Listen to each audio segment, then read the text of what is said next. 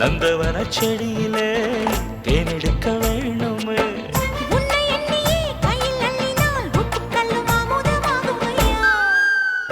ஏய்